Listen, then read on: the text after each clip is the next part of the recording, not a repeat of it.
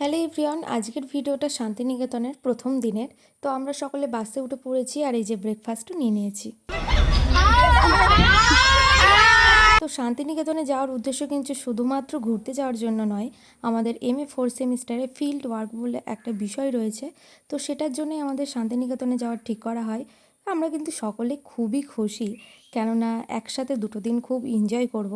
School college লাইফে এই দিনগুলো মানে এই জিনিসগুলো কিন্তু পাইনি, যেটা ইউনিভার্সিটিতে এসে পাচ্ছি।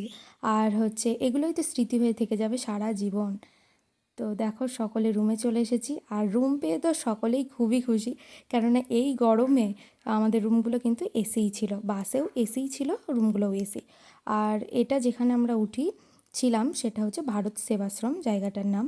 যেহেতু আশ্রম তাই এখানে নিরামিষই খাবার দাবার। তো লাঞ্চটা এখানেই সেরেছি দুপুরবেলায়। তো তারপরে আবার আমরা রেডি হয়ে গিয়েছি দুপুর 3টে নাগাদ বেরোবো বলে, সেটা হচ্ছে সোনাঝুরি হাটের উদ্দেশ্যে। তো এখানে এসেও আমাদের মূল উদ্দেশ্য ছিল আমাদের ইন্টারভিউ নেওয়া। তার পাশাপাশি এই যে কিছু কেনাকাটাও করেছি, যেহেতু এসেছি আবার কবে আসবো না আসবো, কিছু তো কেনাকাটা টুকিটাকি করতেই হয়।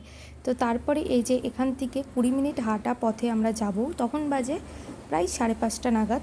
তো হাঁটতে হাঁটতে আমরা যেতে যেতে প্রায় 6টা বেজে গিয়েছিল। তো তারপরে সন্ধেবেলায় আমাদের ছিল ওখানে নাটকের অনুষ্ঠান। এই যে সেই নাটকটা দারুণ ছিল।